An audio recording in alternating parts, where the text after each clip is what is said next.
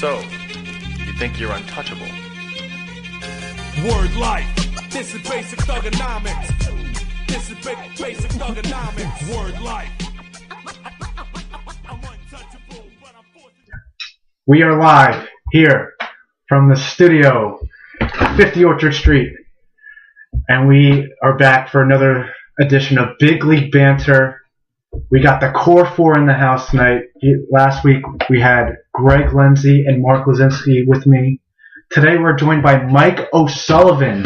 Welcome to the show, Mike. Thanks a lot, gentlemen. Good to be here for week 2 of the program. All right, Mike. So before we go into what we got to talk about today, tell us a little bit about yourself. I'm a senior at Rutgers University. I studied journalism and political science. I wrote for the school newspaper, the Daily Targum, for 3 years, covered all kinds of sports, and now out in the real world looking for a real job and ready to talk some sports today. All right, awesome. We got a highly decorated cast here today, all with great sports experience. So let's cut the blank and get it going. So what are we talking about first? We have to go on playoff football. Big weekend, wild card weekend, and I think the matchup everyone has been waiting for, the Giants at the Green Bay Packers from what will be another frigid Lambeau Field. The Giants come into this one winning 3 straight in Lambeau in the playoffs, but I think there's a lot of concerns about the Giants' offense this year while the Packers are coming in as that hot team. So what do you guys think of this matchup? It's definitely the most exciting game, I feel, going into the weekend. Maybe the only game. True, and we'll touch on that as well, but as you said, the Packers, very hot team coming in, winning 6 in a row. Giants got a nice road win against the Redskins when it didn't really matter. Well, I think it does, but I'm looking for kind of a defensive struggle. It's going to be Giants secondary is elite, probably the best secondary in the playoffs right now. You got Aaron Rodgers slinging the ball, probably been the second half MVP of the year, so it's going to be a very exciting game. I'm looking forward to it. I go back and forth on this one pretty much every day this week. One day I like the hot team, the hot quarterback Rodgers, but then I know the pedigree of the Giants and their defense, and they're the typical team that would win this kind of game. To me, the most interesting part of this is you're not going to see a bigger disparity in talent between both sides than between the Giants corners and the Packers corners. The Giants corners are playing remarkably well right now, and the Packers corners have been terrible all year. So if you're looking for one thing on Sunday that could help decide it, I think besides the quarterback play, it could just be the secondary for both teams. Yeah, I agree with that. And, the Giants' defense has been lights out, shutting down Prescott, Stafford, and Kirk Cousins, 2 really good quarterbacks the last 3 weeks. But they haven't played a quarterback in those 3 weeks like Aaron Rodgers, who's been slinging it at a high level. And I was listening to Shannon Sharp recently, calling him the best natural thrower of the football that we've ever seen. And I'm going to agree with that. I would say, at least in our generation, I would agree. And, Tom Brady has all the recognition and everything, but talent, pound for pound, talented arm, I think you have to go at Rodgers. And with his legs, that's a lethal combination. He loves throwing outside the pocket. And that's going to be a big factor because the Giants can get after the quarterback. The Packers' offensive line, it's above average, but not to the level of the Giants' defensive line as of right now. I think this is going to be a really tough matchup. I don't think there's any doubt about that. But I've leaned towards the Giants since we thought we were going to see this matchup. I'm just in the playoffs and in general, I'm going to go with defense. And I think we're going to see a better game from the Giants offense than we've seen. I think people are just disrespecting the Giants offense. I know Eli's had a down year saying they don't have enough offense. Listen, they have a top 3 receiver. Eli Manning is a top playoff quarterback. And as I said last week, it helped them early on. They must get Paul Perkins involved. He's a huge piece for them. They need to run the ball early. They need to play defense. I think they have enough offense, and the Packers don't have enough defense.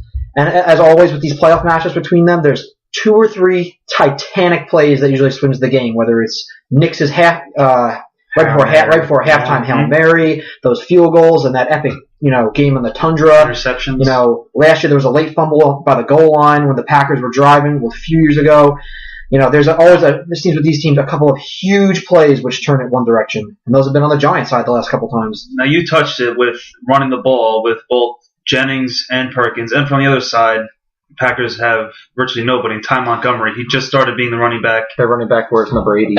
Yeah, do you guys think that maybe the X factor on both sides could be the running game? Do you think that could be the difference in who wins the I battle? really feel like this game is going to come down to the quarterbacks. What Greg said is valid with Perkins and Jennings, but Green Bay has a top 10 rushing defense. They're in the top 5 most of the season, ranked number 8. But I think it's going to come down to the quarterbacks. Eli has to exploit the secondary, and if he doesn't, I think they're going to be in it for a long day. Well, I don't think anybody's going to this game thinking either team's going to have a great rushing attack. Everyone's like picturing this game and is in their head, trying to visualize the outcome, and no one even thinks about the running game. Sometimes that's what changes the game. Everybody thinks if it's that close, if one of these teams comes out and has for some reason a big day running the football, you have to think that team's in great shape. More so the Packers. People don't even think they have running backs. So if they were to come out and get some unseen rushing performance, you'd have to think that bodes well for them. But it's interesting with McAdoo coming from Green Bay. Obviously, him and McCarthy share the same philosophy for the most part, and in regards to the running game, they care about the number of touches you get per game. They say even when their guys are struggling early in the game, they have to get to a certain amount of touches per game. So that's what I think is going to affect it with the running game. But going back to the quarterback, obviously the numbers have been down for Eli this year, but I just feel like I've never seen him as timid as he is in the pocket. He's always he seems like he's kind of jittery and he's getting rid of the ball quickly. I think he doesn't trust his offensive line. And yeah, that could be part of it. And he's not really taking any hits because he goes down right before it. But obviously, if the Packers are rushing the passer this week, that's going to be tough for him, and he's got to just stay in the pocket. I think the ultimate X factor in this game is the NYPD, as I just read it before. The New York Pass Defense, as they're calling the secondary. And they got some great players all around the board. DRC, me and Mark, always on this guy, saying he's so underrated. Jack Rabbit. You got a healthy Jenkins, hopefully, now, and Eli Apple. Eli has played Eli Apple has played a big role with the team, too. Now, do you guys think that, I know Eli always has that playoff pedigree, give him any game he can win on the road. Do you think the Packers are thinking about that going into this game? I think it's hard not to because he is so good on the road, as we've seen. I don't think that's particularly in anyone's head. I think if anyone's thinking about the quarterbacks, I think the Giants are more thinking about Rodgers. I mean, that could always come up, but I don't think that's a big. But their last 2 roads to the Super Bowl have gone through Lambeau, and they've gone in there twice. So if for any team to feel that, I think the Packers would be one to feel that way. I never look at the past. Especially if it's 5 years ago going through there. They haven't been in this position in 5 years, so totally different team. I'd say maybe an even better team, though, especially I think a better defense. Way better defense. But Eli as a quarterback is very much he's been, on the down. Yeah, and the Giants played the Packers earlier this year, back in October, but and that was a close game by score, but Green Bay was ahead most of the time. I think this is a completely different Giants team, especially on defense, and the Packers because they were reeling at that point. And you remember everyone was asking, "What's wrong with Aaron Rodgers? What's going on with him?" That was ridiculous. And now look at him; he's come back just like last year, a couple seasons ago, when he came out and had that whole relax little banter. It motivated him, and I've never counted them out either. As surprising as their turnaround was, I said they beat the Eagles tonight. It was a Monday night game. That was the turning point of their season, where they went on to win the division, which is very impressive because they were under 500, and that was week 11. It also helped that Detroit kind of collapse when it started with the Giants. They were 9-4, and they lost their final 3-4 games? 3 games, yeah. And they were big 3 games. I've talked to Greg about that. We'll go into that later. I think a quick interesting thought going around the table. Yes or no answer, would Jason Pierre-Paul being there change this matchup in your head? Paul? I would say yes. He can make plays. He can get after the quarterback. You need to contain Rodgers in this game on the outsides, and I think Vernon and JPP would do a really solid job of doing that. Mark? Absolutely. Anytime he's in the game, he could change the game with one play, even though he's got 8 fingers. I would take him on my team any day, but him not being on the field does change some things, but the Giants have learned to win without him, which is a big help lately. Mike? Yes, the most valuable defensive position you could have, or a player is an elite pass rusher. That's what he is. He could disrupt the game. So yeah, he would have especially against Rodgers. Good thoughts. We're gonna come back and touch on another Giant involved story later, but we're gonna move on to the rest of the playoffs. Probably the most interesting matchup, but staying in the NFC, we got the Lions at the Seahawks. As Paul likes to look at it, the Lions backed their way in. They absolutely. And he's not a huge fan. But Seattle is not, I would say, the team that they've been. They're not the world-beating team Won by that 2 they points used to at be. San They Fran. probably have a bottom 5 offensive line play this year. They can't run the ball. Wilson has been under fire, and they've lost some pieces on defense. Wilson also does play better in the playoffs. So I would say that too. in Seattle, which is a tough Small place to sample. play, early thoughts on this game? What do you guys have? Well, I'm going to have to say, if you're a Dallas fan, you are the biggest Detroit Lions fan, because the winner of the Green Bay and the Giants game coming into Dallas, you'll be a favorite, but you do not want to face either of those teams. But I would say I totally agree with that. Yeah. I believe if you're going into the playoffs hot, it's going to bode well for you. Detroit has done the exact opposite. I think, as Paul was mentioning before, they are showing their true colors now, and going into Seattle is probably top 3 places you do not want to play on the road, especially when might be a cold weather game in January. But we all know Seattle is not the team that they used to be, but I don't think it's going to matter. I do not like Detroit's matchup at all in And with this game. Stafford, I remember hearing this stat maybe a year or 2 ago. He never beat a team on the road that was over 500 in his career. Now you're going to tell me he's going into Seattle, one of the toughest places to play. Granted, Seattle's not the same team, I understand.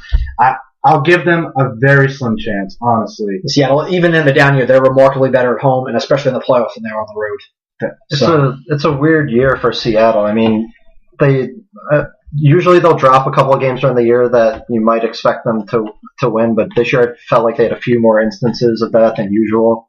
And right now they have like this whole Richard Sherman thing going on where he's not talking to the media, then he's talking to the media. Like there's a lot of distractions going on up there. Usually they're able to contain that and focus on the game.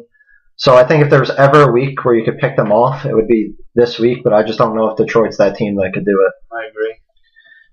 What's the status with Theo Riddick? Because he's a big time player for them. And He's out. He's out for this game? out. Oh my god. Zach Zenner is going to be the ball carrier in Seattle. Michael Bennett said he's the best white running back in the league. Or Zach Zenner. And there's some jabs there, but I do think Zenner is a capable back. He can carry the load.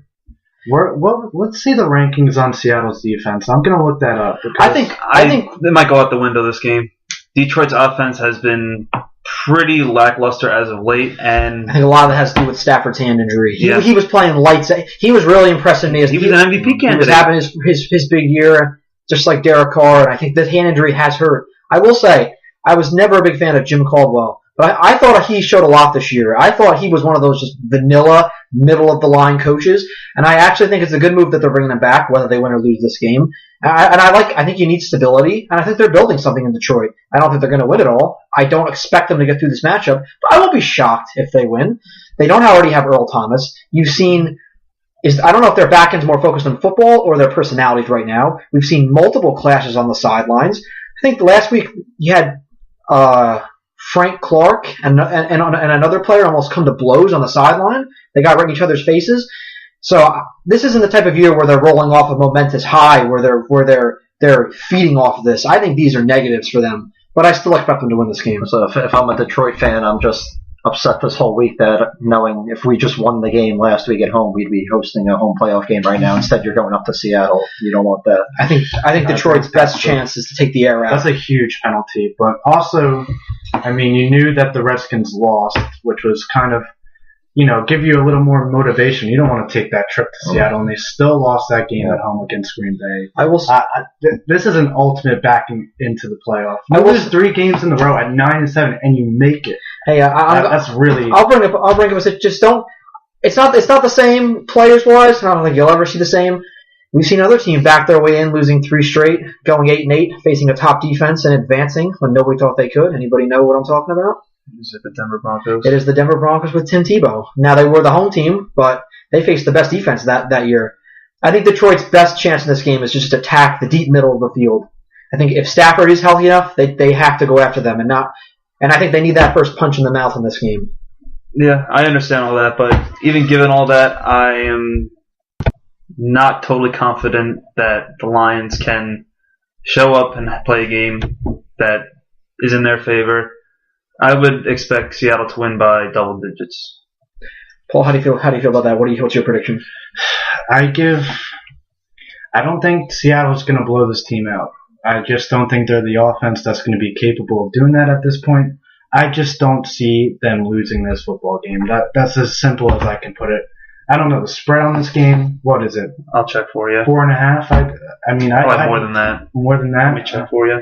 I don't know. My pick was going to be Seattle 24-20, so that was right around. I think that's very solid. I mean, I think it's a closer spread than we think. I think these two teams will play very physical. Seattle's given 8. Wow. I think that's a big spread. That's a big. I would take the Lions on the spread. I'm not. I wouldn't touch the game. What? Will they cover that spread? I think the Lions would cover. Mark? No. I would take the Lions to cover. Interesting. So I think three of us feel this will be a more competitive game. Mark, you think Seattle will win this handily? I do. I just don't see the Lions putting up much of a fight. I hope they prove me wrong because I want to see a good game, but absolutely, I don't think it's going to happen. Now as we move to the AFC, I hope we see that too because I don't know if we're going to get a good game out of this conference this weekend. You know, let's get the rough one out of the way. Let's get the first game of the playoff out of the way. The Saturday, was it 4:30? It's like 4:30, I believe. Yes, 4:35. We have the Oakland Raiders going into the Houston Texans. Raiders at 12-4, Texans at 9-7. The Raiders lost out on the 2 seed and a chance to win the West, losing to Denver this weekend, where they started Matt McGloin, who they lost to injury. You have to feel it was a real letdown for them and Jack Del Rio's squad as Kansas City took the West. I guess if there's any consolation, they may be playing the weakest team in the playoffs with maybe a team that is equally a rough quarterback situation, as they announced it'll be Connor Cook versus Brock Osweiler back from his benching. Bill O'Brien thought he looked confident in the Week 17 game enough to start him. That's debatable. But let's go around. What do you guys think of this game? I honestly can tell you that after watching the NFL my whole life, this will be the first playoff game that I will not watch. I have absolutely no interest in this game. I'll probably check the score at the end, but I will not tune in for a snap of this game. I guess I just like Houston because they're at home, but I have no interest. Even if you're sitting around not doing anything, not watching. I will play NBA 2K over this. Okay, so. Mark. Like Mike, I don't have much invested interest in this game. I do not like Houston at all. I was on the Raiders bandwagon until they lost Carr, but like Mike, I probably will not watch, if anything of this game at all, close to nothing. All right. I'm going to be devil's advocate here. I am interested in this game. Even though these two teams are the sacrificial lamb to the Pats, probably, I'm going to say I want to see Connor Cook play. I mean, he was a very good quarterback. I mean, he held his own last week when he came in. He wasn't bad last week against a very good Denver defense. Let's see what he does in his first. I think he's got. And I believe they said he knew maybe 20 plays that they ran because he would get no reps in practice. Yeah, he's the third string quarterback. They said Montana and Rice only ran 3 plays. So you want to take it from the devil's advocates. I don't think Connor Cook and Amari Cooper are. I'm just saying. Did you see the stat that Connor Cook is the only NFL quarterback ever to make his first career start in the playoffs? Kid's getting a big shot of the lights. So that's interesting to me. I feel like. See, that's interesting. I hate this. This might speak more about the field of games. I actually think this might be my second most interested game besides the Green Bay Giants. I am actually agreeing with Greg. It's slightly ahead of Seattle Detroit for me a little. I can see this game being pretty similar to the game a couple weeks ago that Houston got into the playoffs against the Bengals Monday night. It's low scoring, defensive struggle, run the ball heavy, and maybe come down to a field goal. I think this will be ugly, but I don't think it'll be the same type of ugly as the game last year with Houston and Kansas City. That was a game, I don't think we're going to see so many interceptions from the quarterbacks as much as we're going to see the defense's control and struggling offense. I think it'll be close. I'm going to go with Houston because they're home, and I just think the Raiders, they're heartless right now. They don't have their leader. They just lost they dropped from a 2 to a 5. They lost coming off a division rival that had nothing to play for. If you ask me, it would have looked the other way around. Their defense still all year has just not come to what it should have been. And I don't know what to make of their running game right now. Latavius Murray looks good. Then some weeks they ride him. Some weeks they don't. Some weeks they use 3 running backs. Donald Penn might be out. I just think there's too many negatives, too many question marks, and I just don't like the feel of the Raiders right now. I guess maybe my hate from this game stems from the fact that I'm a Jets fan and I watch terrible quarterback play 17 weeks a year, so why should I subject myself to more bad quarterback play? Would you be more interested in Tom Savage? No. I guess I'm more interested in Cook than McGloin, I guess, but I just don't see how. I just think it's going to be a very sloppy game, and I don't think of playoff football when it comes to that. So that's just I'm not going to be interested. I can agree on that. I don't have much opinion for this game because me personally, I'm a Colts fan. I feel like there's even the Colts and Tennessee are better than Houston, but putting that aside, I might go on the other side of the hand. I'll take the Raiders in this game. I know Carr's meant a lot to the team, but I think they'll be able to pull together, do the little things right, keep Cook not throwing the ball too much, maybe cap him at 20 attempts, but I'll take the Raiders in a defensive struggle game. So we've got Paul on the Raiders. No, I didn't even give a prediction. Oh, so Mark is on the Raiders. Mike, Houston at home. I'll take Houston at home, and Paul? I will take Houston. I think they're actually a good team who has a terrible quarterback. They've lost their best defensive player, one of the best defensive players we've ever seen in the league, J.J. Watt, and they're still won the AFC South. So for that, I will take Houston, but I will be interested to see how Connor Cook does. I think, quick question. His next year is guaranteed. Osweiler's year is guaranteed, so if they don't come back with him, they're going to pay that money. But based off the way he played, I don't know if they'll come back with him. Does he need to win this game and have a big confidence performance to be back next year with Houston? I think the bigger question is, does Bill O'Brien need this game? Because he's on the hot seat, and Osweiler's his guy. He forced the GM to bring him in. That's very true. So it's even a bigger game for O'Brien than it is Osweiler, but both, it's tremendous games. They can't keep getting bounced out one and done every year. Assuming a loss, Paul, will they both be gone, both be back, or one be back? I think O'Brien, I would keep O'Brien. I don't think he's that bad. They have a good team. They're one piece away. They just need to find the quarterback. I mean, he's an offensive guy. They haven't tailored a quarterback to fit with them yet. But I think I like him enough to keep him. Marking off a loss, both gone, one back or none back? I'm going to say they're both back. Mike? Even with a loss. I mean, Greg knows this. I've never been an Osweiler fan. That's true. And I just think they're screwed. They're tied up with the money now. He's going to be back regardless next year. So. All right, and moving on to our last game of the weekend, and it will be the last game of the weekend, I believe. No, Giants. Oh, they are the earlier game again. Yes. We have the Miami Dolphins traveling to Pittsburgh. Miami winning that last wild card, virtue of Denver not making it and Baltimore not making it. Pittsburgh won a thriller in what might have been the best game of the year in Pittsburgh, where they rallied in the second half. We all saw an Antonio Brown matter of inches on Christmas Day. Really capped off a tremendous season. Probably one of the defining plays of this NFL season. We all know he's a great player. Big Ben is back and healthy for this game. We all remember he left early on in that game against Miami.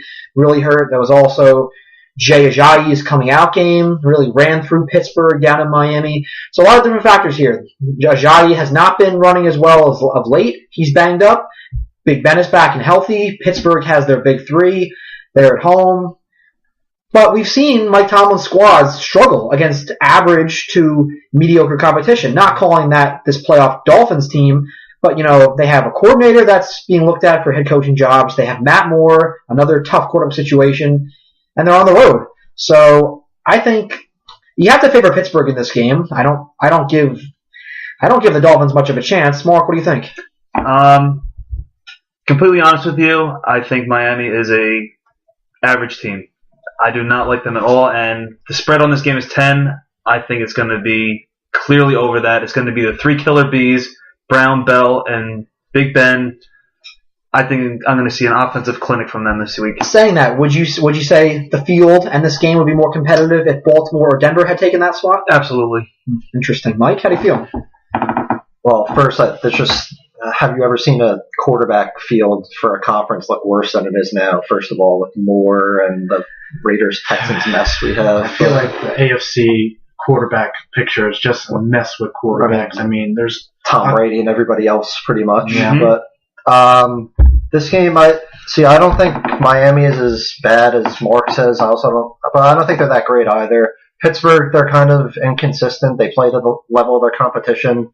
But I think this is playoff time, and Big Ben at home in a home playoff game. It's tough for me to see Miami going in there with a backup quarterback and winning. Well, we talked about last week resting players before a big playoff game, which the Steelers just did, and they almost lost to the Browns. How do you guys feel like that's going to tamper with their momentum after such a big Week 16 game? You said you're not for resting your players. I'm not for it, but I'll say they didn't. They ended up winning the game, and they came from It's going to be a great game. some come behind fashion. Their backups played really well when it mattered. They made crunch plays. They had a couple of receivers make big catches, which I haven't seen. I think you attribute that. That's what you get when you're a one-win Cleveland team. Those are they had a going into the end zone, a touchback off an interception. Those are the kind of plays that bad teams make. Over time, they were on like the 1 yard line after that Mike Mitchell penalty, and they can't pound it in. I would say I'm against resting, but I actually think the way the game ended up in the second half, that felt like a real emotional boost for them, I feel like. So you're hypocritical of you resting players for this specific game. I wouldn't say that. I would say that this was an odd situation where they were losing a football game, and of the starters they had in there, they played a lot of their defensive starters, and of the offensive starters they had in there, it was honestly a very impressive performance. I think they might have groomed and grown some backups in this game. You also got to look at the opponent they're playing. It's not like it's like both teams, Pittsburgh and the Giants, didn't have anything to gain from playing their starters. One did play their starters, one didn't. But you're versing the Redskins versus the Browns. It's a huge difference in resting your starters. I understand that Pittsburgh did that. You don't want Le'Veon Bell spraining his MCL on a 4-yard run against the Browns. But I think it's not going to matter at all in this game. I like the Steelers big. I think an interesting question when you look at this, Mike. 3 games this weekend in 3 situations. The Giants were the team that weren't supposed to have a lot to play for. Pittsburgh wasn't supposed to have a lot to play for, and neither was Denver. All 3 of the teams they were playing either needed to win to get in or had huge implications. And the 3 teams with nothing to play for, theoretically, were the dominant teams, and the other teams looked heartless. What do you make of these teams that had nothing to play for? One having a lame duck coach dominate these perennial playoff teams that needed these opportunities. Well, I think that just first of all, I think it's just been a weird year regardless. I mean, we've seen a bunch of things happen this year where kind of results you don't expect. And I think also a bunch of these teams kind of have, like in the Pittsburgh game, I agree with Greg completely on what he was saying. These backup guys, this is their one chance. They're going to play their hardest. And they came out and they played hard, albeit against a 1-win Cleveland team. But I think that even shows for the guys kind of on the fringe for Pittsburgh, like the guys who get some playing time. If these backups could play well, Mike Tomlin won't hesitate to put him in. If you see him on the sidelines, he was going crazy. He was so pumped up for the backups playing well and everything. I think he won't hesitate if he sees like some of those guys, especially in the secondary. If they played well last week, he could put them into this playoff game. You know, I've kind of formed the opinion that I'm not against resting your players, especially the big 3 with Big Ben.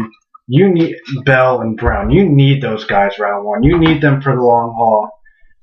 Big Ben, Bell, they have an injury history. I would definitely not play them. Antonio Brown, you need him. So, I would even in the Cowboys game, totally for benching Elliott, Prescott, all of them. Nothing to play for. Would you ever leave it up to those guys, though, if you asked them? Honestly, no. I wouldn't, because I need them for the playoffs. They could get some really good rest. Elliott, Prescott, especially Elliott. I think he's what makes that teams go, and that a whole offensive line. I would give them a week off. I go with Bill Belichick on this one. I would just play my guys all the time. I just think momentum is the biggest thing this time of year and staying hot. So I would always play my guys. It worked out for Pittsburgh this week, but generally I would play my starters. I think as we move away from the playoff field, let's go off script here quickly. Each game, one player from each matchup, an X factor for you. We're going to go around quickly. Packers, Giants. Paul, who do you have? Wow, really putting us on the spot, giving us no time to think about it. Hey, sometimes that's the best. You gotta. All right, I like that. All right, X factor. All right, I'm going to go with the tight end of the Green Bay Packers, Jared Cook. Wow, I think he can get a lot of targets. He's getting a lot of targets lately.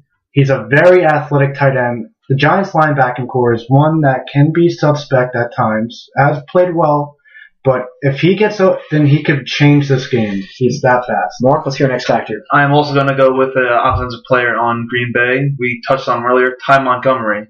You know that the Giants are going to be keen on the passing game. If he can maybe use his pass catching ability out of the backfield like the Giants would do with Shane Vereen, I think that's going to bode well for Rodgers and everyone else on the offense because Nelson and Adams and Cobb are going to try and be in a little struggle against those Giants secondary. So I could see Ty Montgomery being the X factor in this game.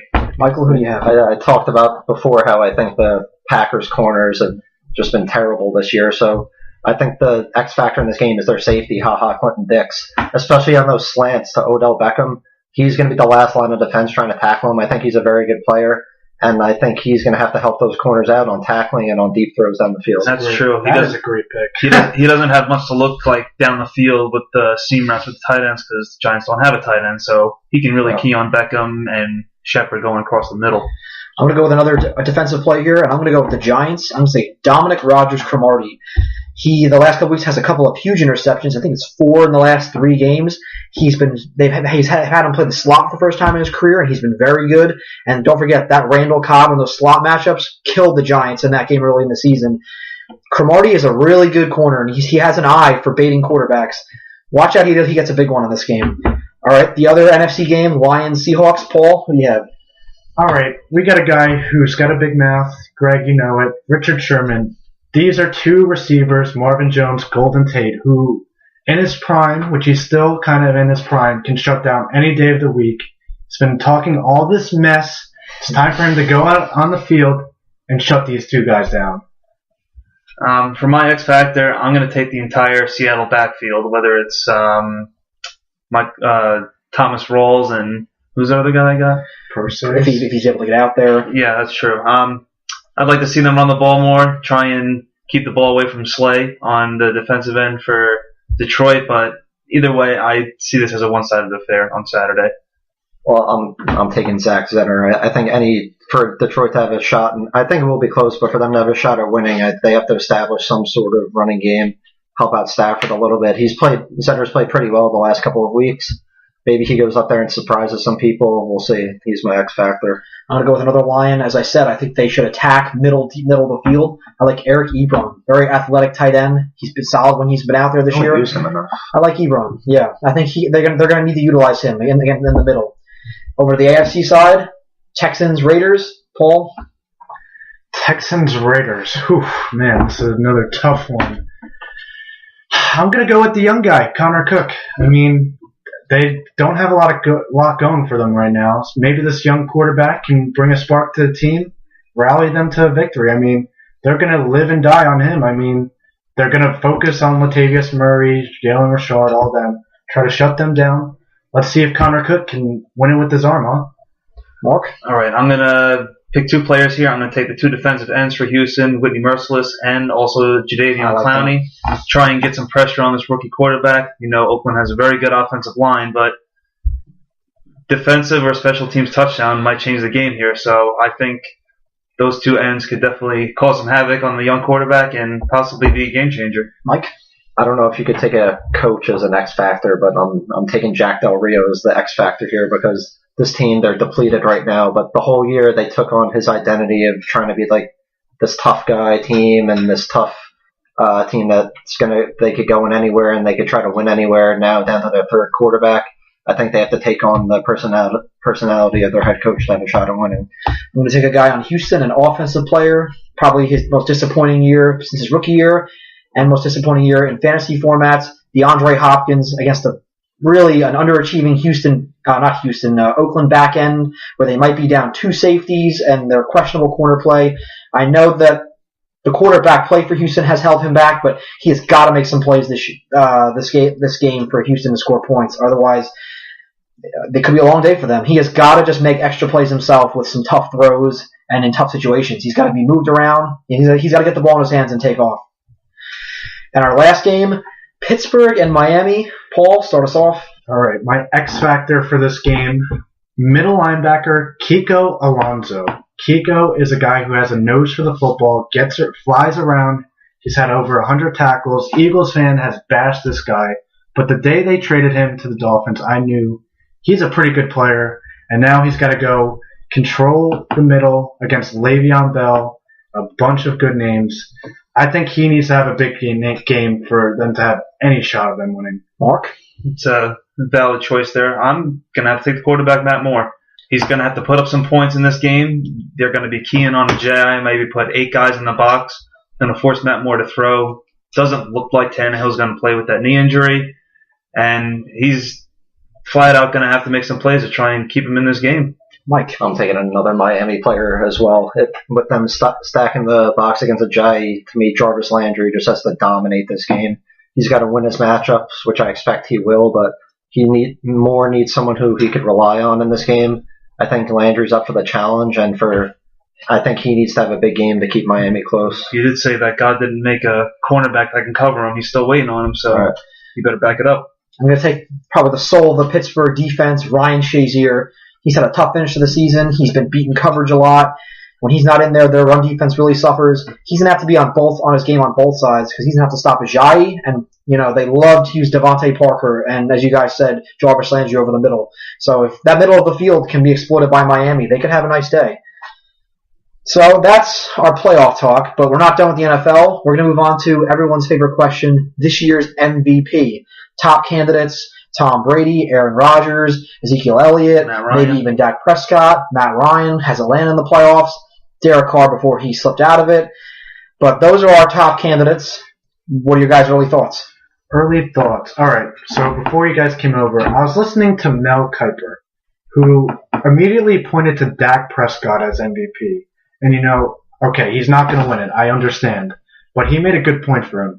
Would any of the other quarterbacks, Kellen Moore, do what he's doing? Or any other quarterback that they draft in the whole 2016 draft be doing what you Prescott don't know. did? It's a what if. He did such a great job. We know Mark Sanchez wouldn't have. We know Mark Sanchez wouldn't have. That's fair.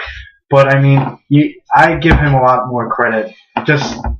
He's played spectacular.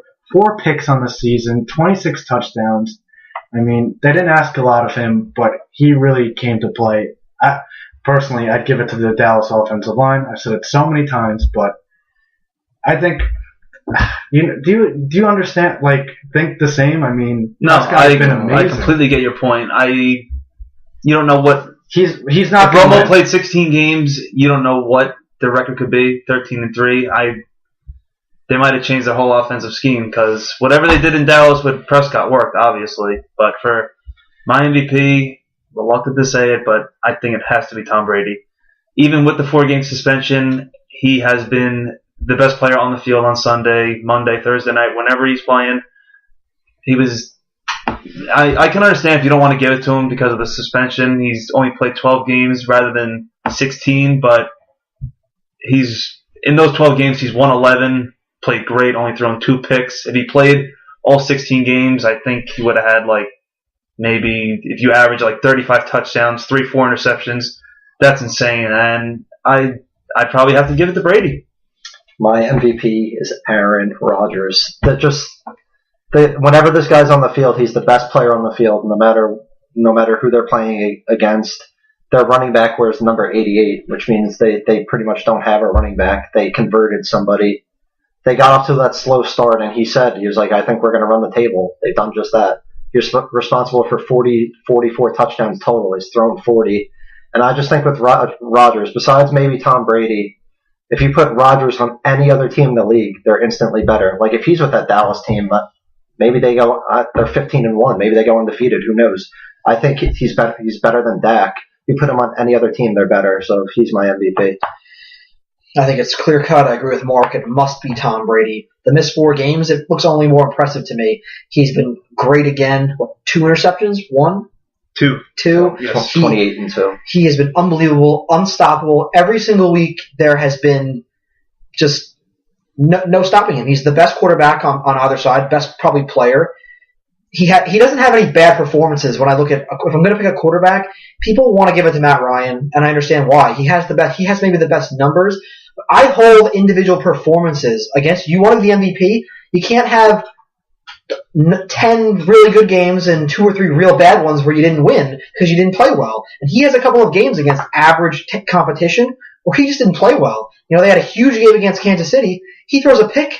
Was it going for 2 that cost them? You can't have in that game. You can't have brutal performances, even albeit maybe 2, even 3, maybe even just 2, but want to be the MVP because there's guys like Brady. They didn't have any, and though your numbers might look a little bit better, he won. He won games for his team. He didn't let his team down. I have to go with Tom Brady. Now, my thing with Brady though is that they went 3-1 without him. I think that hurts him a lot. And I admit Garoppolo's pretty good. Jacoby Brissett won a game for them when he started. And do you think if Rodgers misses 4 games for the Packers, they're going 3-1? Do you even think they win 2 games? Even when he was playing, what were they 2-4 at one point? Yeah, I think that hurts him a lot in the race. I think I get what you guys are saying. I think the quarterbacks going 3-1 in that spin hurt Brady's. No, I completely agree. If you want to give it to Ryan or even like you said, Prescott or Rodgers, I have no problem with that. But for me personally, for 12 weeks, he was the best player. Let me hear an order. 1 through 3. Let's hear your order. Okay, so my case was for Prescott, but my winner is going to be Matty Ice. I think he's had a great season. He did it for 16 games. He took a team that's been dwindling for a couple seasons now. They went 13-3. So I'm going to go Matty Ice. I'm going to give it to Rodgers over Brady. For those 4 games hurt Brady more than people think. And then I would say Tom Brady. Mark? All right, I'm going to have to go with Tom Brady first.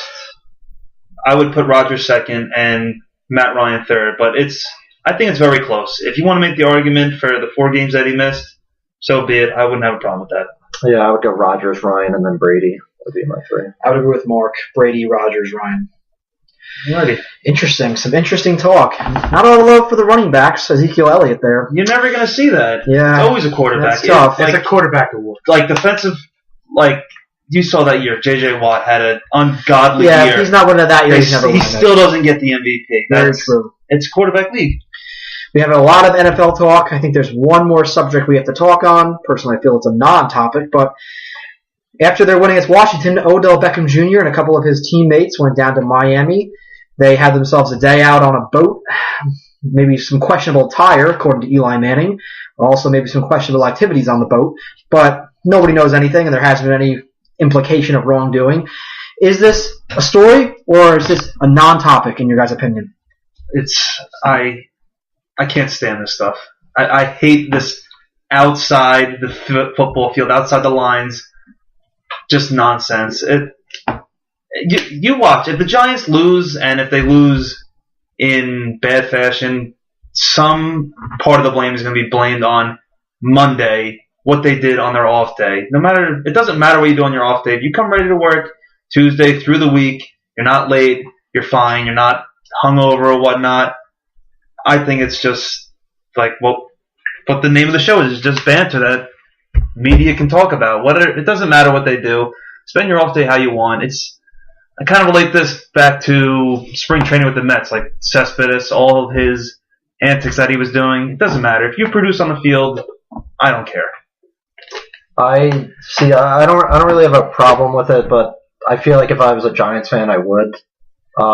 Maybe because I'm on the outside looking in, I feel like, it's a guy on his off day. Let him do what he wants. But I don't know. If I'm a Giants fan, maybe I'm a little annoyed just because I don't know. Like you would like to think that these guys are as invested 24/7 as we are as fans, and maybe someone could see that as him going down there, where it's like maybe he's not as invested.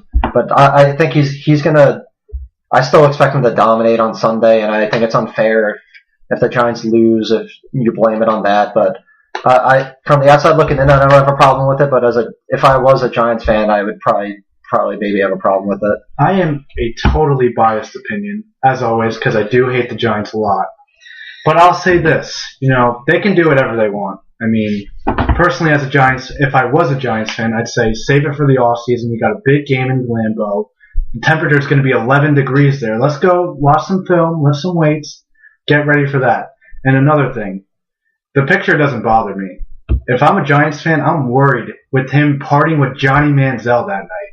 Why would you want your star ever to be around that guy? He's a cancer. Because he's great. He's a Manziel. Well, that's an interesting way to put it. But he is a cancer. check that guy for drugs in his body right now. It might be there. Honestly. He's living. I'm going to put it this way. Guys do whatever they want on a Monday. I don't care. I think it's a non-topic unless they broke the law or somebody gets suspended. Until we hear that, I don't think it's a big deal. But this is the one thing I would say is you could have done without it. It was unnecessary, and I don't think you like who he was hanging out with. But until we find out anything wrong happened, I don't know. I don't have a problem with it. They could have done without it. They could have just played some golf, but they can do what they want. They're grown men. We can't strap them to a chair. Going back to what Mike said, as a Giant fan, you would be kind of annoyed. Absolutely. I could probably agree with that, especially, of course, who else would be in the headlines but Odell Beckham? It seems like every week there's something. I don't care that he parties though. He's I gonna know. show up. Is that the question though? Are we talking about it because it's him? Would we be talking about this if this was Ryan Shazier? Well, Shepard and Cruz were also in the picture, and I don't think they deserve that. Their names don't get mentioned. My thing is, I'm a little pissed that they did it. Honestly, I've heard Giants fans say this week that this is part of Beckham's his marketability, how he wants to market himself. If you're a Giants fan, why are you worried about Beckham's marketability? Yeah. You should just be worried about winning the game this week. Why do you care about that? I think coming from him, he's probably worried about it. Think about it. Like, on Sundays when you're watching TV, who do you see more that's not on the field during commercials? I would say he has the most endorsements right now. Oh, yeah, yes. I know we were talking about it off the air, but maybe he viewed this like, if you're doing that and you see, like, Trey Songz have a joint in his hand, why would I put that on social media? That can hurt. Maybe he just enjoys his name out there. The thing with the photo, though, is that it was clearly staged. Like, they're all posed. Like, they knew they were having their picture taken. That's the one thing about it. I think it was brilliantly diffused by Eli Manning when they asked him. What else would you expect from him? He's great. Eli Manning, he knows what to say. We give him a lot of slack for not being aggressive and not having control of the guys he gets taken control of. But that was brilliant what he said. It's very true. They were not well dressed. Mr. Law and Order lets them off easy, eh? Hey, they haven't broken any laws yet. We know have they been charged with the crime? Well, until they've been charged, we have nothing to pick them on. No one's charging them the week of a playoff game. Come on. Well, now you're just criticizing our law enforcement system. That's just not right. Maybe they're not doing anything wrong. Exactly. That's how I look at it. See, this is the talk that maybe they all want us to do. Just talk about something as nonsense as taking a picture on a boat in Miami Very interesting on an off thought day. there. Again, that's probably true, but if I'm a Giants fan, I don't care about that. I just care about winning the game on Sunday. I don't care about how he markets. Odell will show up. Trust me. We know he's going to show up. He can do that stuff. Shepard, Cruz, they haven't earned that this season. They need them. I hope Odell goes off Sunday just to quiet the haters one more time. We will see what will happen. There's certainly, whether the Giants win or lose, we will hear about Odell Beckham's performance, whether it's solid or not. If he gets 2 catches or something like that, he is going to get I would be going to get killed by the media. Yes. I know it won't happen. Crunch time, you know who Eli's going to. And he can only throw to 3-4 guys, maybe. They run that 3 wide receiver set every time in shotgun with a running back next to him. Will Ty, just get him off the field. Get him off the field. More useless tight ends. Giants or Jets? Jets don't even know what that tight end is. That's a good debate. Well, that was an interesting conversation on that topic, but then we all should take a breath. Let's shift gears here. Now we're going to go to college basketball, and we're going to talk about the Grayson Allen 1-game suspension. As we all remember, he was suspended indefinitely for 3 different tripping incidents in a calendar year. It ended up lasting only 1 game, a loss at Virginia Tech, 89-75. They played last night. Number 8 Duke crushed Georgia Tech, 110-57. And Allen played 27 minutes, was 3 of 5. He had 15 points, 7 assists, 3 rebounds. No incidents last night. But the question is not the outcome of this game. Was this suspension long enough? What did he learn a lesson with a 1-game indefinite suspension? We got to hear Mike's opinion on here because he is an avid Duke Mr. Law and lover. Order followed by that. Yes. Okay. Well, obviously, yes. I'm a Duke basketball fan, and Grayson Allen. He's been one of my favorite players the last few years. He's helped them win a lot of games. The thing is, the tripping. Yeah, it's not a good thing, but I think that's been kind of overblown too. It's not the end of the world. I mean, I think more than anything, his outbursts on the sideline show maybe he actually needs some help. I think he's got something going on with him where he's crying and stuff on the sidelines. Shows he cares. And I think what actually happened is Duke lost their last game before this to Virginia Tech. the thing with Coach K and his back surgery hadn't been out yet. That came out a couple of days ago. So they lose that game, and then we find out Coach K's having back surgery. I think they realize with Coach K going out, oh crap, we actually might be in trouble without him and Allen for a little bit now. He's like, maybe let's get Allen back in there a little quicker than we thought. He comes back and they win by 50 last night. So I think if they win that game last week, maybe he's suspended a couple more games, but they lost and they panicked. So it's bad. I think the trips themselves, are those the worst thing that could happen? No. I think 3 of them adds up. I think it's a problem. I don't think you can be seeing that. Especially when you're a top university like Duke, and you have a reputation. You're a top school. Everyone's watching you. You can't have incidences like that and kind of just be like, all right, it happens. The first time they said it might have been incidental. Second time, in the moment. Come on, a third time. I have a problem with just the pattern, and I think it shows. I think this is absolute typical. It's the way it's been in sports as long as sports have been around. Winning trumps everything. It's about wins. And this is what this shows. He's out one game.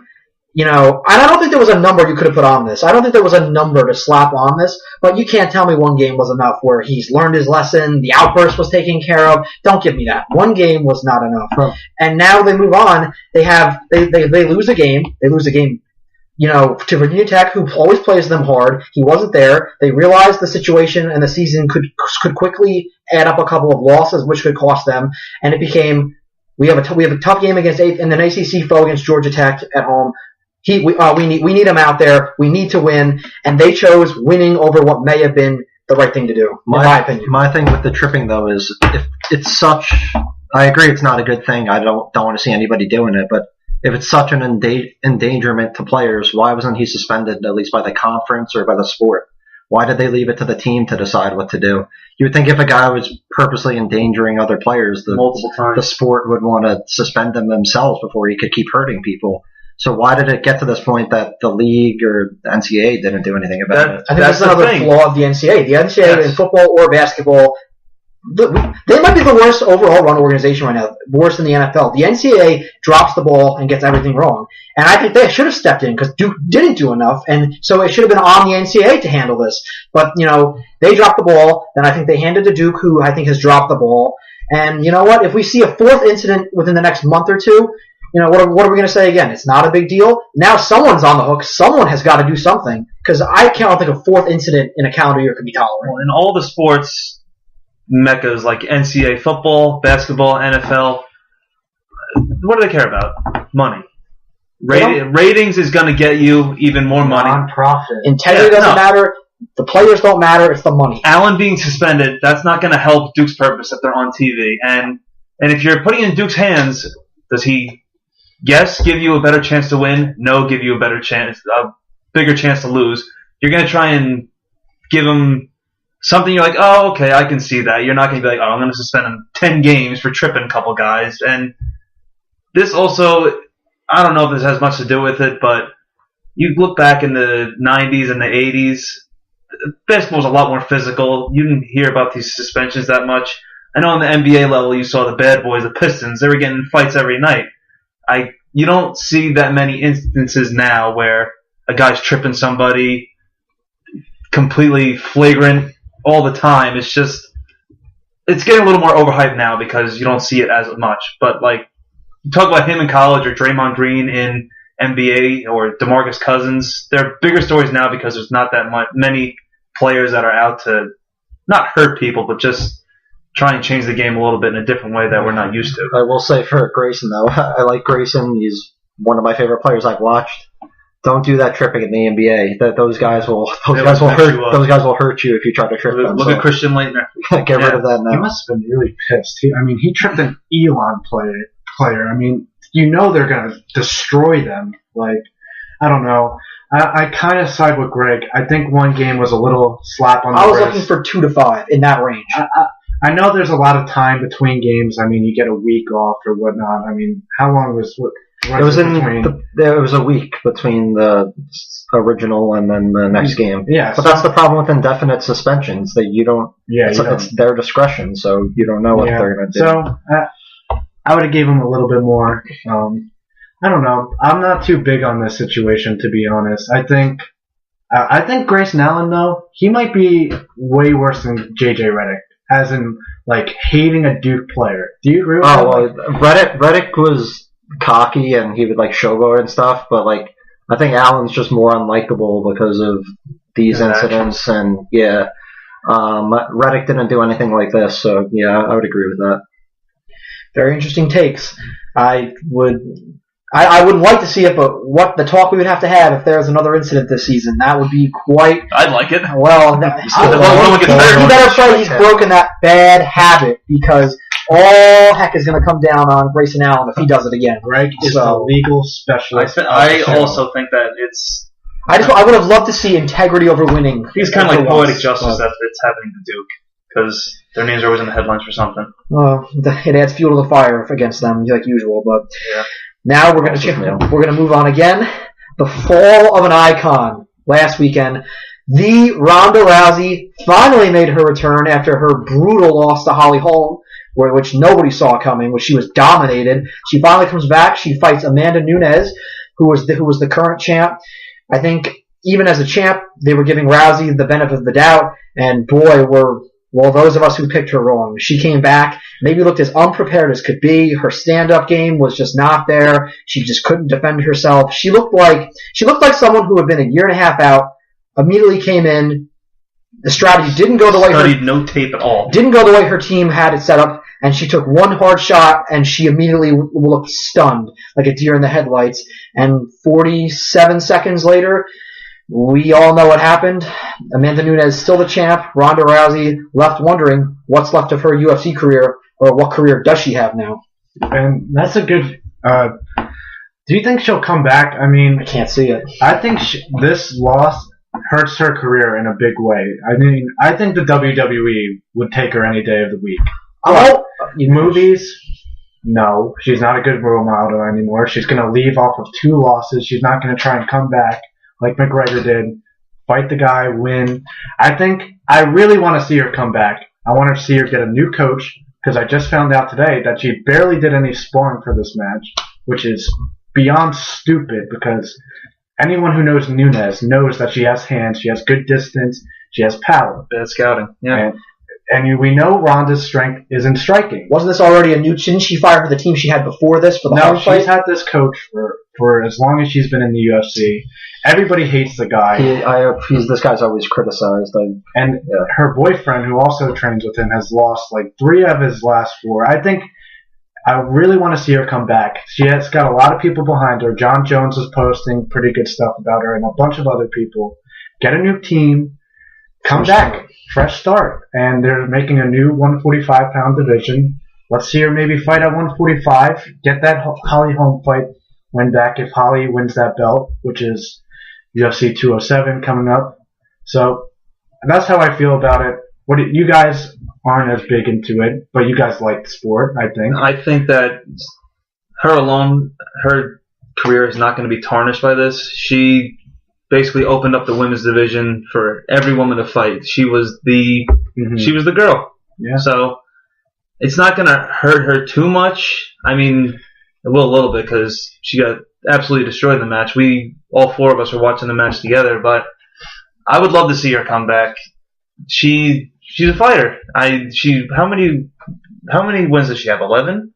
She started 11-0. 11-0. Now she's 11-2. She's won so much medals, judo. Yeah. She's a judo champ. I mean, I wouldn't try and question her will to win, but just maybe she might have just faced the wrong opponent at the wrong time. I mean, Nunes was champ, and she's a brute. You saw her. She can punch any of us out one punch and we're done.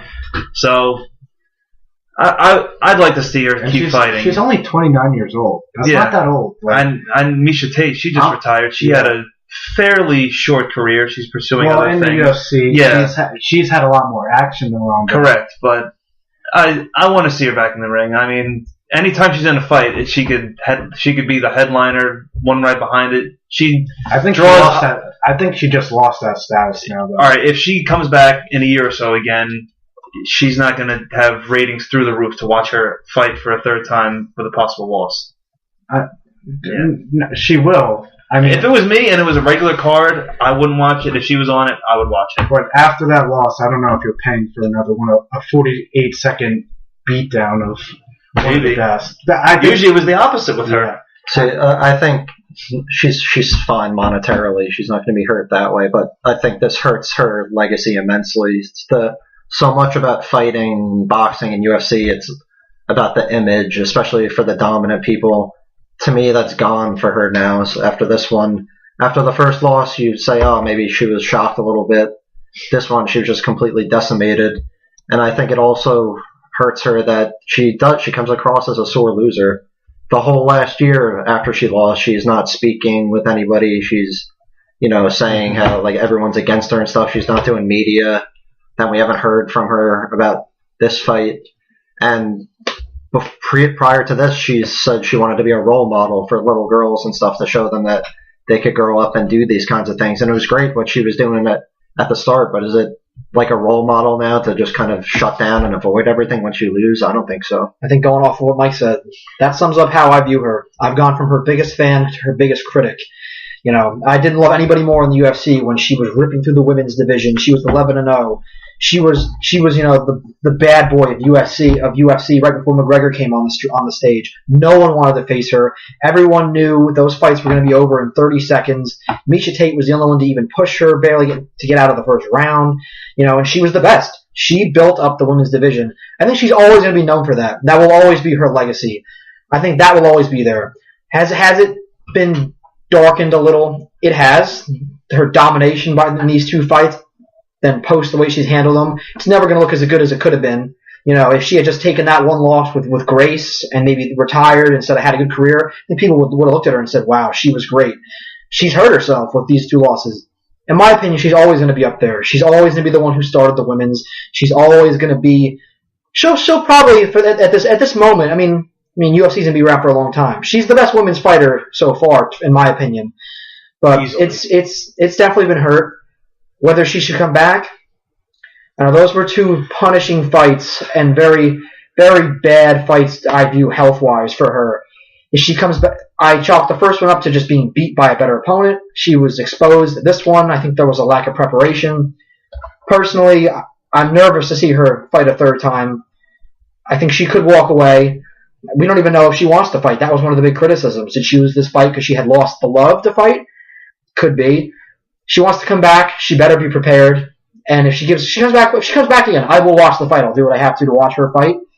But I would hope she's more prepared. But if she were to come back and be dominated again, I can't see her stepping in an octagon again. If she comes back and wins convincingly, however long it takes for her to come back, does her legacy get brought back up, not changed, or? No, I think she can absolutely renew her legacy. It could be the rise, fall, and rise again of an icon. She was the best, handled losing as badly as anyone I've ever seen, be dominated in her losses. And if she were to come back and fight 7 or 8 times and go 7-1, become a champion again, and show the old Rousey, people would say, wow, have you ever seen a fighter that went from so high to low and back up again? What a career, what a legacy she has. That's how I would look at it. But I don't see that happening. My problem with her is that she had an opportunity to handle her loss the way Conor McGregor did.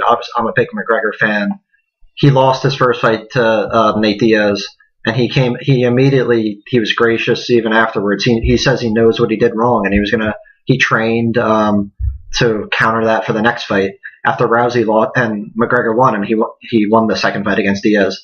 After Rousey lost, we didn't hear anything from her. We don't know what she thinks she did wrong. We don't know how she prepared for this fight.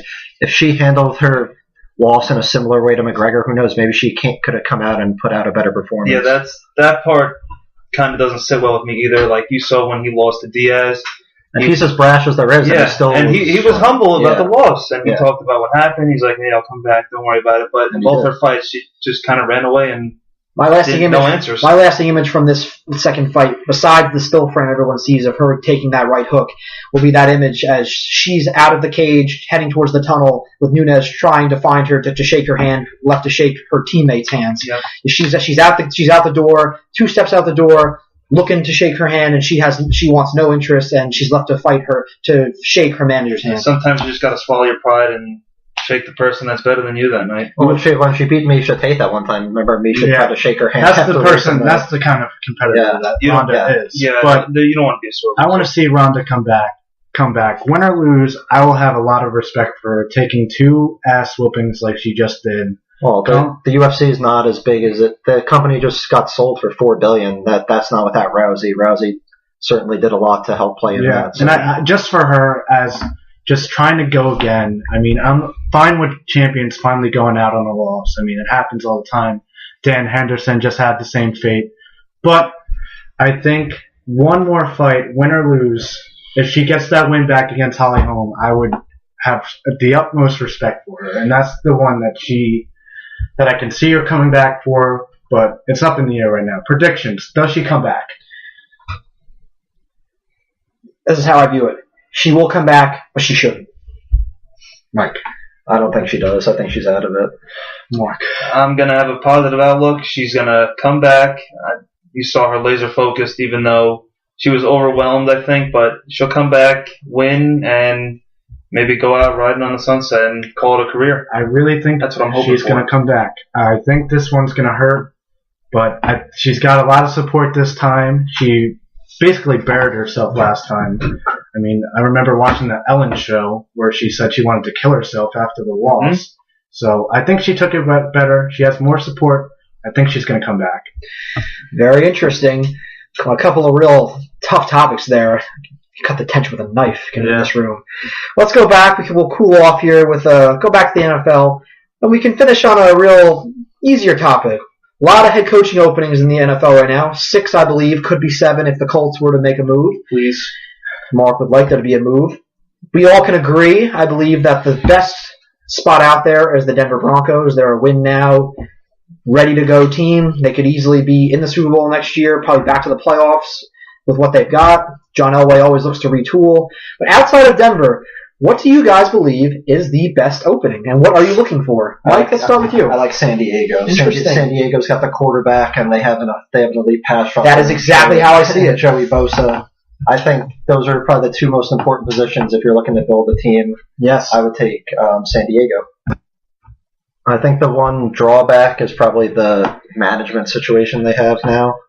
Like Greg was saying, their ownership situation's always been kind of tricky, and you're not sure if they're relocating or not. I mean, even Philip Rivers you're not sure if he would be willing to move. But to me, as long as he's there, as long as Bosa's there, and they have a few nice players on defense, Melvin Ingram and Jason Verrett, and I like a few of their offensive players, I think San Diego's the spot.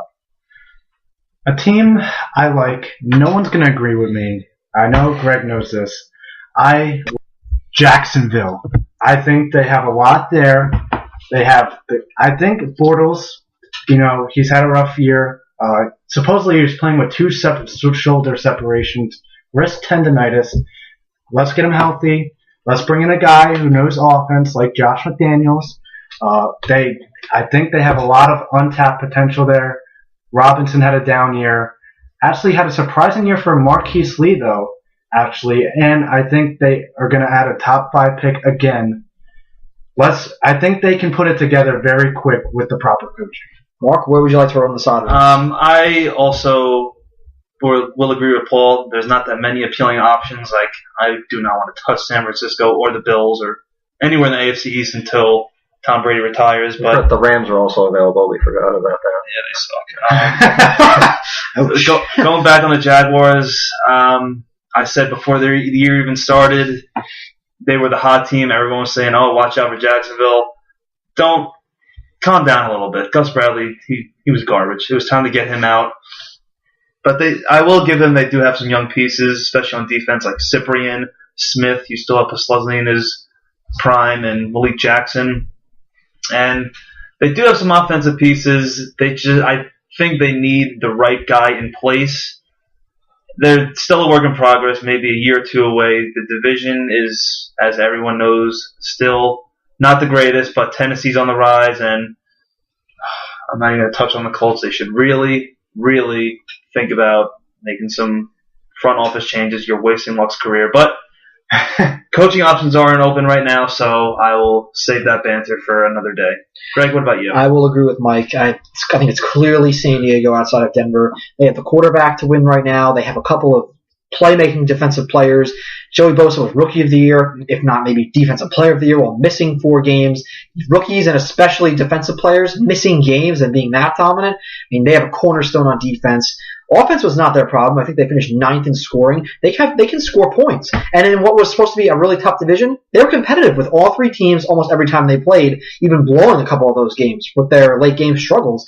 So I think they're right there. I think you need to hire a defensive coach, a Vance Joseph, a guy a very vanilla name, a Mike Smith, but they need offense is not their problem. I think the key is to hire a defensive guy, restock the cupboard on defense, keep Ken Wisenhunt as your offensive coordinator. When him and Rivers have been together, they've been a great matchup.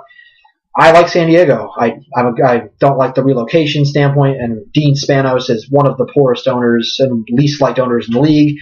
But you can't have everything go into an open coaching position. It's open for a reason. But there's only 32 jobs. Someone's going to want to take it. It's very true. So I think they're the position. I am tired of Jacksonville. I just thought the whole year.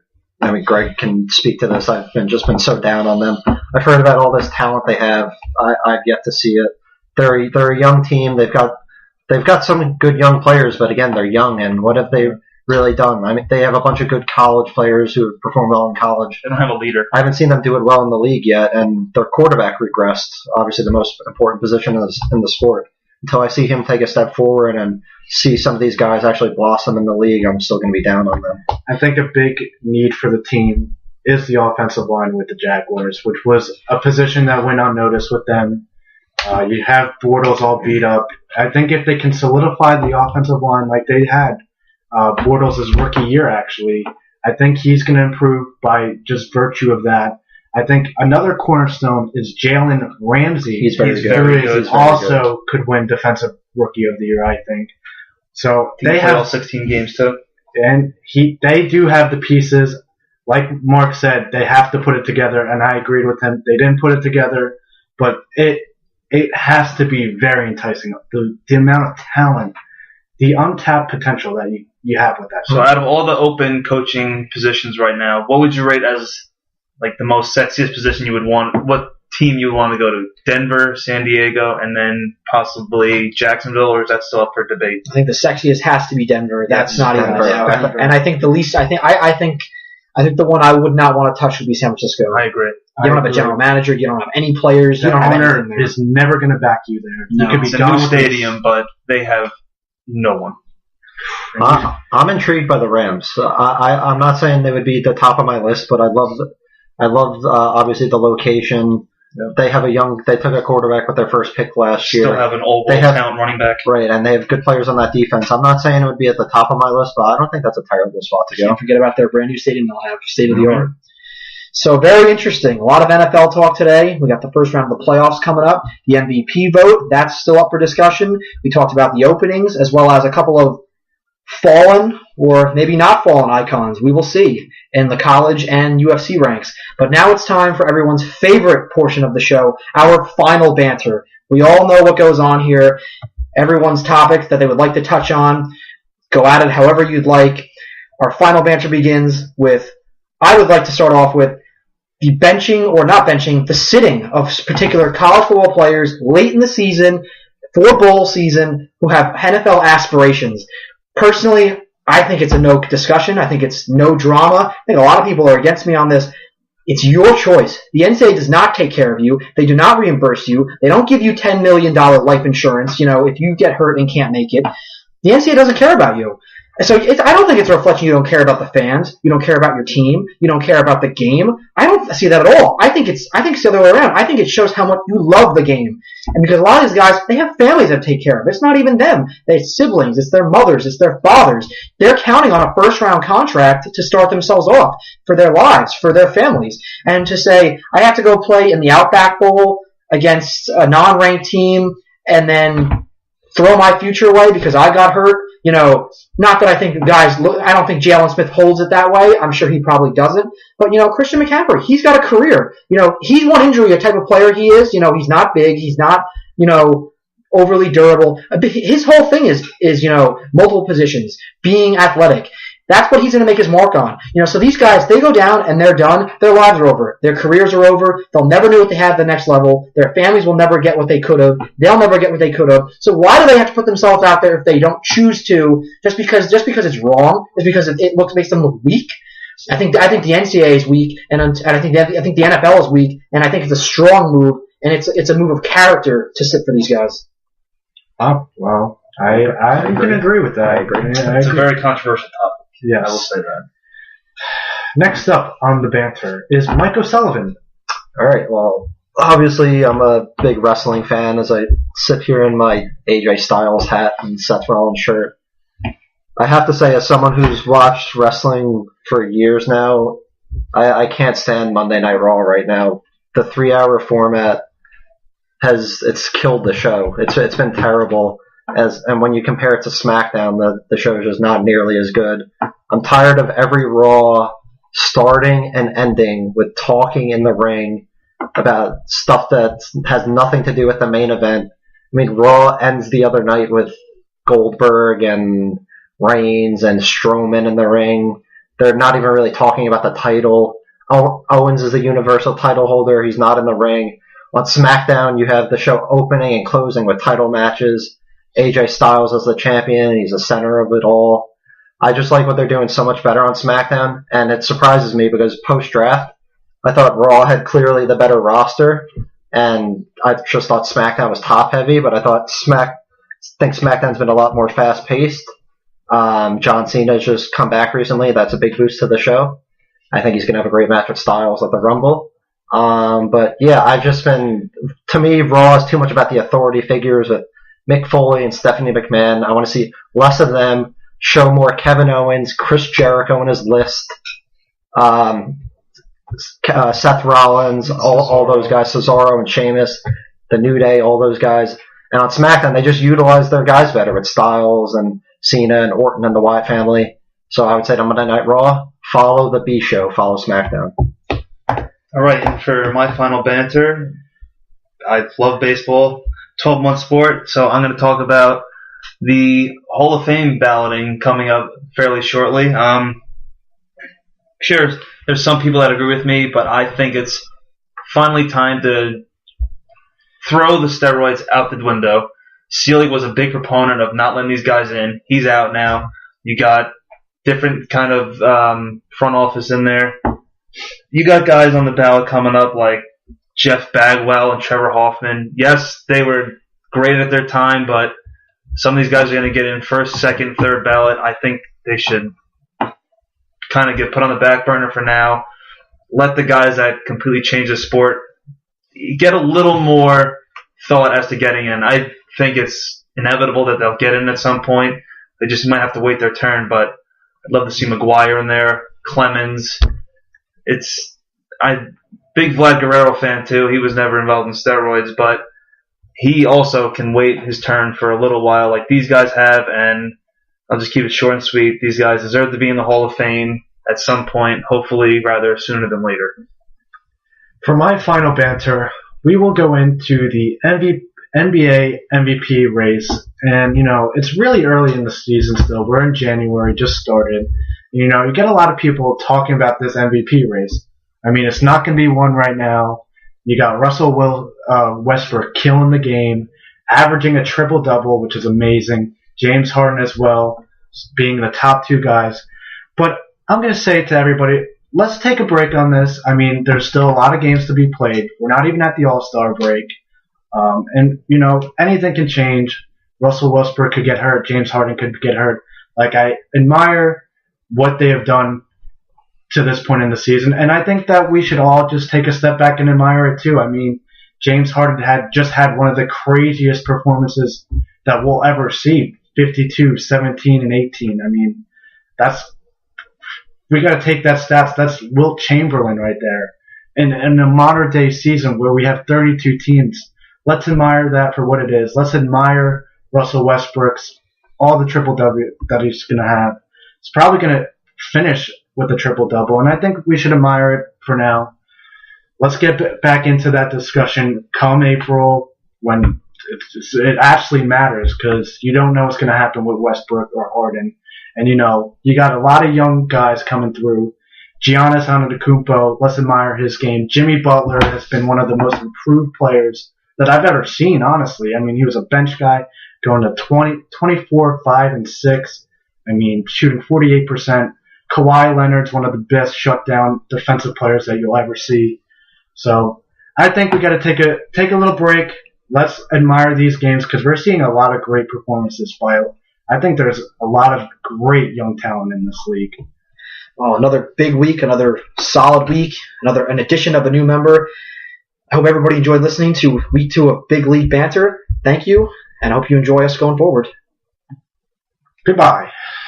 And goodbye.